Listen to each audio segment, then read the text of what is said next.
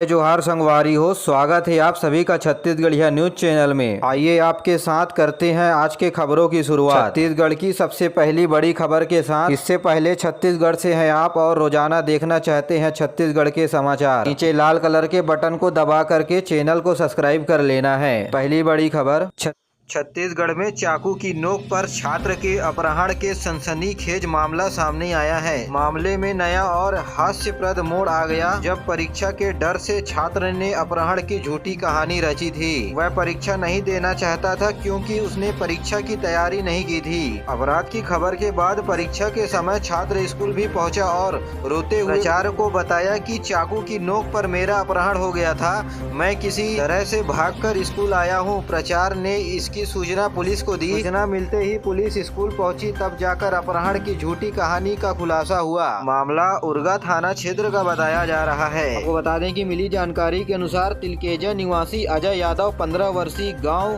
के ही सरकारी स्कूल में 8वीं का छात्र है। जी हाँ, परीक्षा की डर से छात्र ने अपने ही अपहरण की झूठी कहानी रची थी। इसका खुलासा पुलिस ने कर लिया है। छत्तीसगढ़ में एक नया कारनामा होने जा रहा है। जी हाँ, पर्यटन मंडल के होटलों में बिकेगी शराब। छत्तीसगढ़ आबकारी विभाग ने इसके लिए मंजूरी दे दी है। दोपहर 12 बजे से रात 12 बजे तक परोसा जाएगा होटलों में शराब। आबकारी विभाग ने इसके लिए अधिसूचना जारी कर दी है। शर्त है कि यह शराब होटल के रेस्टोरेंट या ऐसे किसी जगह पर ग्राहकों को खुली बोतलों में परोसा जाएगा। इसके लिए संबंधित होटलों को FL 3 श्रेणी का लाइसेंस जारी होगा। इन होटलों में पीने पिलाने का सिलसिला दोपहर 12 बजे से शुरू होकर रात 12 बजे तक चल सकता है। दौरान आबकारी विभाग ने लाइसेंस देने के लिए कुछ शर्तें भी रखी हैं, जिसमें पहली शर्त यह है कि विदेशी शराब की खरीदी उसी जिले के किसी फुटकर शराब दुकान से होगी। शराब खरीदने के लिए दुकान कलेक्टर तय करेंगे। दूसरी यह है कि होटल में केवल एक बार यानी एक बार रूम और शराब काउंटर की अनुमति होगी। वहीं शराबबंदी के मामले पर कांग्रेस का नया बयान सामने आया है। कांग्रेस के विधायक सत्यनारायण शर्मा बोले, पूरे देश में एक साथ बंद हो शराब। ऐसा नहीं हुआ तो जिस राज्य में शराब बंद है उस राज्य में तस्करी बढ़ जाएगी। वहीं सीएम भूपेश बघेल ने कहा कि जल्दबाजी में नहीं लेंगे शराबबंदी का फैसला, हम अपने वादों से पीछे नहीं हट रहे हैं। मां बमलेश्वरी के दरबार पर पहुंचे मुख्यमंत्री, तब यह बात कहा। सीएम भूपेश बघेल राजनांदगांव जिले के डोंगरगढ़ पहुंचे। उन्होंने माता बमलेश्वरी के दरबार में माथा टेका और प्रदेश वासियों के सुख समृद्धि की कामना की। दौरान सीएम भूपेश बघेल ने कहा कि शराबबंदी को जन जागरूकता के माध्यम से लागू किया जाएगा।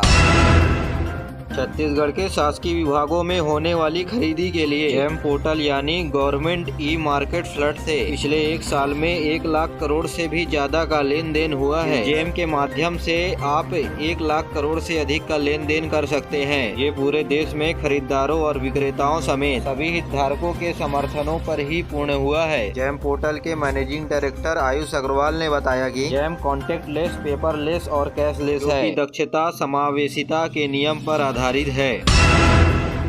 मुख्यमंत्री trophy India badminton challenge championship बीते दिनों सभी वर्गों के फाइनल मुकाबले खेले गए। पुरुष युगल के फाइनल में छत्तीसगढ़ के ईशान भटनागर और साई प्रतीक की जोड़ी ने रोमांचक जीत दर्ज कराई। स्पर्धा के समापन के मुख्य अतिथि मुख्यमंत्री भूपेश बघेल थे। उन्होंने सभी विजेता खिलाड़ियों को शुभकामनाएं दी। विशिष्ट अतिथि के रूप में विधायक कुलदीप सिंह जुनेजा एवं रायपुर के महापौर एजाज डेवर भी मौजूद थे। प्रतिस्पर्धा में सभी वर्गों के खिलाड़ियों को $15,000 यानी 12 लाख रुपए से ज्यादा के इनाम दिए गए। 2.5 साल से बंद सिटी बस सेवा बीते दिनों से सड़कों पर फिर से शुरू हो चुकी है। रायपुर के महापौर एजाज डेवर और विधायक कुलदीप जुनेजा एवं सर्वेश्वर भूरे ने हरी झंडी दिखाकर बस को रवाना किया। इन तीनों ने बस में बैठकर भी सफर किया। करीब 2.5 साल से ऑटो वालों को महंगा किराया देने वाले यात्रियों को राहत मिलेगी। पहले चरण में 67 में से 30 बसें शुरू की जाएंगी। इसके बाद समय सीमा के अंदर सभी बसों को सड़कों पर उतार दिया जाएगा। बसों का रूट और भाड़ा शासन की ओर से तय किया गया है। रेलवे स्टेशन से भाटागांव बस स्टेशन के लिए 2 बसें चलेंगी। रेलवे स्टेशन से मंदिर हसौद रूट पर 4 बसें चलेंगी। उरला रोड पर भी बसें चलेंगी, जबकि रायपुर एयरपोर्ट से दुर्ग तक 6 बसें संचालित होंगी। इनमें से सबसे अधिक 7 बसें खरौरा रूट पर चलेंगी। छत्तीसगढ़ में स्कूल शिक्षा विभाग की बड़ी चूक सामने आई है। छत्तीसगढ़ माध्यमिक शिक्षा मंडल की तरफ से प्रदेश में पहली बार कक्षा 9वीं से 12वीं की तिमाही परीक्षा बोर्ड पैटर्न में ली जानी थी, लेकिन एग्जाम होने के ठीक पहले ही प्रश्न पत्र यूट्यूब चैनल पर लीक हो गया। पेपर लीक होने के सूचना के बाद शिक्षा विभाग में हड़कंप मच गया। छत्तीसगढ़ के सभी स्कूलों में कक्षा 9वीं से 12वीं तक की तिमाही परीक्षा 26 सितंबर से शुरू होने वाली थी, लेकिन पेपर लीक होने की जानकारी मिलने के बाद छत्तीसगढ़ माध्यमिक शिक्षा मंडल की ओर से तिमाही परीक्षा को रद्द कर दिया गया है। अब तिमाही परीक्षा के प्रश्न पत्र स्थानीय स्तर पर स्कूल तैयार करेगा और सभी स्कूल अपने स्तर पर टाइम टेबल भी निर्धारित कर परीक्षा का आयोजन करेंगे। आपको बता दें कि कक्षा 9वीं से लेकर के 12वीं तक के प्रदेश के सभी सरकारी स्कूलों में तिमाही की परीक्षा के लिए 2 घंटे निर्धारित किए गए थे। परीक्षा में ऑब्जेक्टिव के अलावा लघु उत्तरीय प्रश्न, दीर्घ उत्तरीय प्रश्न पूछे जाने थे। बोर्ड द्वारा प्रश्न पत्र PDF के माध्यम से भेजा गया था और स्कूलों में इन प्रश्नों को ब्लैक बोर्ड पर लिख करके परीक्षा ली जानी थी। तो वहीं अधिकारियों का कहना है कि व्हाट्सएप के जरिए PDF में पासवर्ड प्रोटेक्ट करके प्रश्न पत्र को भेजा गया था। एक यूट्यूब चैनल पर प्रश्न पत्र अपलोड किए जाने की सूचना मिलने के बाद इस संबंध में जानकारी जुटाई जा रही है।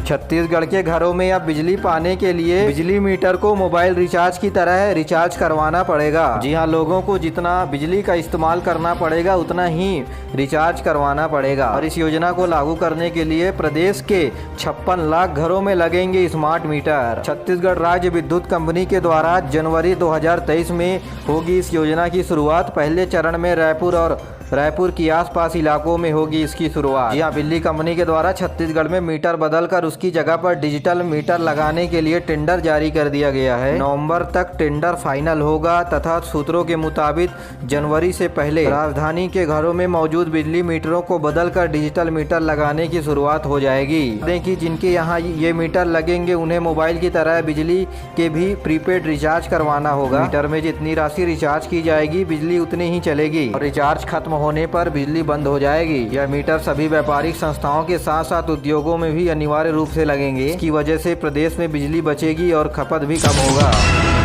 छत्तीसगढ़ के सभी यूनिवर्सिटी और कॉलेजों में बढ़ी एडमिशन की तारीख 30 सितंबर तक कुलपति की अनुमति के बाद लिए जा सकेंगे प्रवेश। पहले यह 26 अगस्त किया गया था। एडमिशन की तारीख इस संबंध में राज्य सरकार ने आदेश जारी किया है।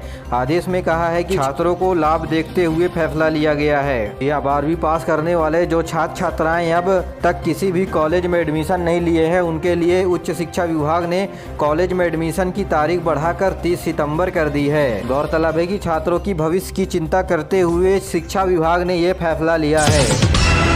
तो वहीं हसदेव क्षेत्र पर TS सिंहदेव बाबा का एक बड़ा बयान सामने आया है। कहा, परसा कोल ब्लॉक के इलाके में प्रस्तावित 2 नई खदानें नहीं खोली जाएंगी। तो वहीं CM भूपेश बघेल ने भी इस संबंध में सहमति प्रदान कर दी है। ग्रामीण पिछले 1 साल से 2 कोल ब्लॉक बंद करवाने के लिए कर रहे थे विरोध। वहीं स्वास्थ्य मंत्री TS सिंहदेव ने कहा कि पूर्व में संचालित हो रहे खदानों को लेकर के उन्हें कोई आपत्ति नहीं है। जिला प्रशासन ग्रामीणों की सहमति से इसका विस्तार कर सकता है। दरअसल सरगुजा से उदयपुर इलाके पर परसा के ईस्ट केते ब्लॉक यानी PEKB की खदान संचालित होने वाली थी, जिससे राजस्थान विद्युत उत्पादन कंपनी को कोयले की आपूर्ति की जा रही थी। इसके साथ ही इन इलाकों पर परसा कोल ब्लॉक और केते एक्सटेंशन 2 नए खदान खोले जाने थे। इसका ग्रामीणों ने लगातार विरोध किया।